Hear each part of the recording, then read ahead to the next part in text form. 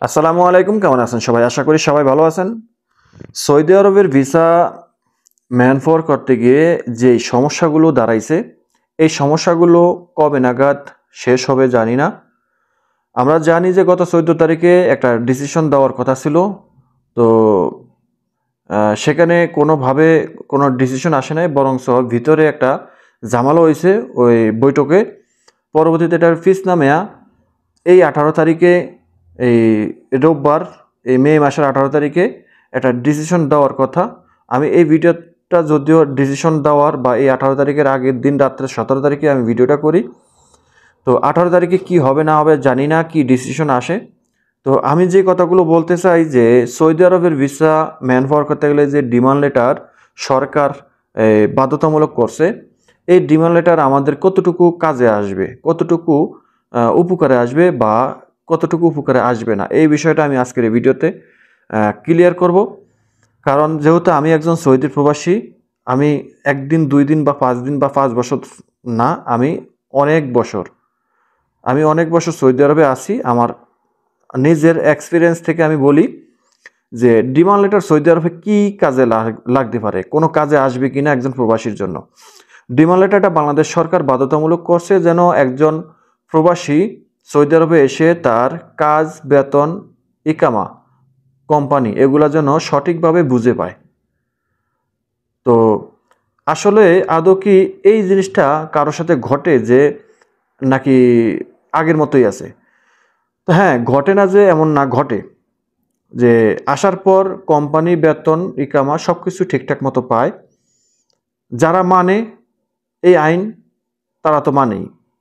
যারা সৌদি আরবের আইনের শ্রদ্ধা করে, তারা এই ডিমান্ড লেটার ছাড়াও শ্রদ্ধা করে, ডিমান্ড লেটার ছাড়াও সেটা মানে।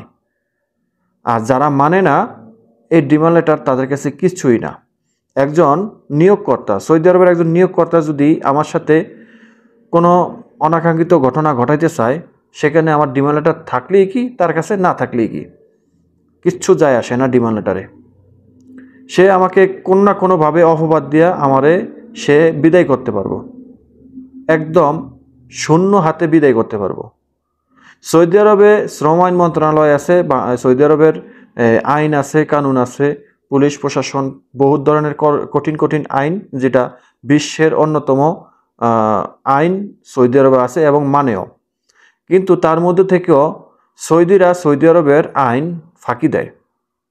আমাদের বাংলাদেশের মতো আন্দোলন করে না যে আমার এটা চাই সেটা চাই, আন্দোলন করে না। সৌদিরা মনে মনে রাখে আর চুপে চুপে করে।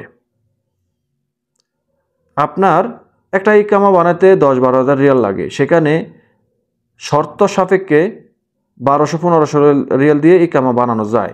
কিন্তু সেই শর্ত না, মানে শর্ত না লাগে 10-12 হাজার রিয়াল, তারা কিন্তু ওই 1200-1500 রিয়াল দিয়েই কিন্তু আবার ইকামা বানাতে পারে। একজন সৌদি চাইলে সম্ভব। সরকারি ওয়েবসাইট, সরকারের আইন কানুন তারা ফাঁকি দিতে পারে, তারা যদি চেষ্টা করে। কিন্তু সৌদিরা বেশিরভাগ ক্ষেত্রেই সরকারি আইনগুলো মানে। কিন্তু আপনার ক্ষেত্রে সৌদিরা এই আইনগুলো মানে না। যখন দেখবে যে আমার পিছনে তার ব্যয়বহুল খরচ, তখন তারা বাঁকা পথে হাঁটে। কিন্তু সৌদি আরবের আইন তারা ঠিকই মানে, কিন্তু তার স্বার্থে আপনার আর আমার সাথে আইন ফাঁকি দেওয়াটা তার জন্য চুটকির ব্যাপার। বাংলাদেশ সরকার ডিমান্ড লেটার ছাড়া ম্যানপাওয়ার করবে না, এই সিদ্ধান্তটা বাংলাদেশ সরকার এককভাবে নিছে, ডুয়েটভাবে নেয় নাই, এককভাবে নিজেদের মন গড়াভাবে সিদ্ধান্ত নিছে।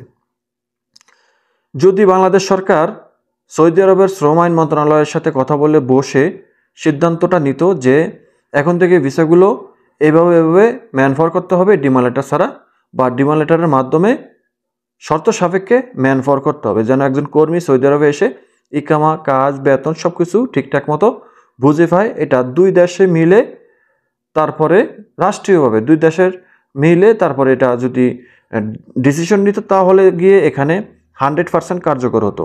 তখন এই ভোগান্তিটা হতো না। কারণ তখন একটা সৌদি ভিসা বের করতে গেলে তার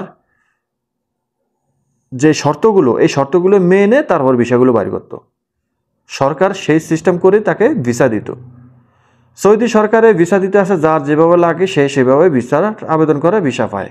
2022 রিয়াল পেমেন্ট করলেই ভিসা পায়, যদি তার পার্সোনাল ক্যাটাগরি ঠিক থাকে, পার্সোনাল ব্যাকগ্রাউন্ড ঠিক থাকে।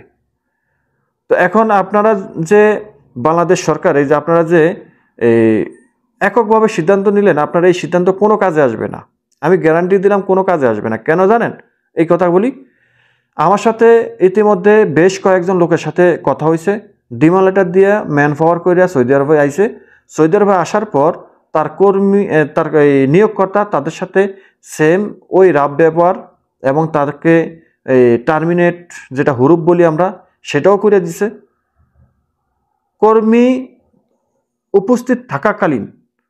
উপস্থিত থাকা সত্ত্বেও কর্মীরে টার্মিনেট করছে, হুরুপ লাগিয়ে দিছে, ফাইনাল এক্সিকিউটিভ লাগিয়ে দিছে। তো আপনার এই যে ডিমান্ড লেটারে কোনো কাজে দিব? এখন বাংলাদেশ এম্বাসিতে যায় যদি নালিশ করে, বাংলাদেশ এম্বাসিতে সৌদিরা মনে করেন যে 90% হিসাবে ধরে না। বাংলাদেশের এম্বাসিতে দূরের কথা, অন্য দেশের, শক্ত দেশের এম্বাসি হলে আমি মানতাম যে তাদের কথা মানতে হয়, তারা এই ডিমান্ড লেটার ছাড়াও কিন্তু তারা মানে, অন্যান্য দেশের এম্বাসিরে মানে, বাংলাদেশ এম্বাসিরে মানে না। আইনের যারা শ্রদ্ধা করে তারা মানে, কিন্তু সবাই মানে না। বাংলাদেশ এম্বাসি থেকে যদি একজন শ্রম আইন মন্ত্রণালয়ের কোনো কর্মকর্তার সাথে যদি একটু কথা বলে, তাহলে সেটারে ঠিক আছে বলে বাস সময় পার করে দেয়, ওইখান থেকে কেটে পড়ে। পরবর্তীতে কি বলে জানেন? খাল্লি বাল্লি তো বোঝেন, এইটা বলে। তো এই ডিমান্ড লেটারে কোনো কাজে আসবে না। এইবার আসি মূল কথায়, যেই সকল ভিসাগুলো ম্যান পাওয়ার বন্ধ, এই ভিসাগুলো আপনারা চালু করে দেন, ম্যান পাওয়ার চালু করে দেন। সেটা ডিমান্ড লেটারের মাধ্যমে দেন, কোনো সমস্যা নাই।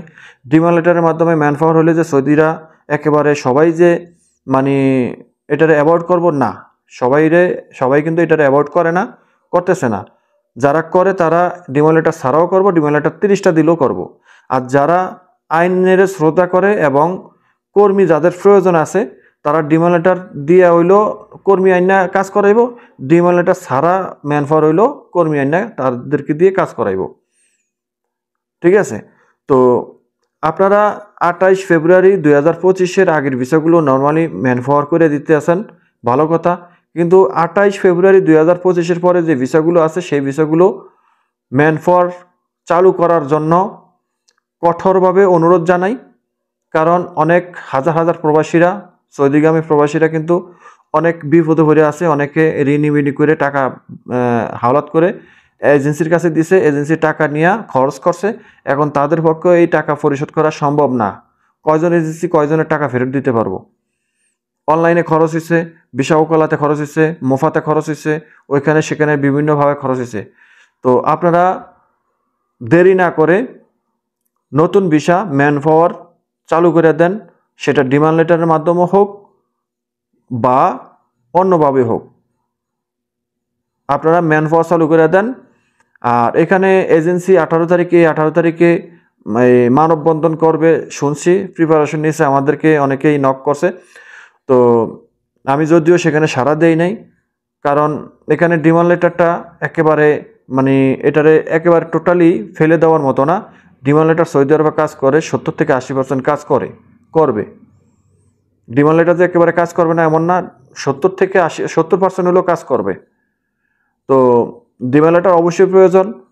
আন্দোলনের চাপে পড়ে হয়তো বিএমইটি থেকে হয়তো সিদ্ধান্ত নিতে পারে যে ডিমান্ড লেটার ছাড়া আগের মতোই ম্যান পাওয়ার হইব। এতে করে কিন্তু প্রবাসীরা অনেক ঝুঁকির ভিতরে পড়ব। এই ডিমান্ড লেটারটা চালু করাতে একটা জিনিস ভালো হয়েছে, যেটা 100%, সেটা হলো দালাল কমে গেছে।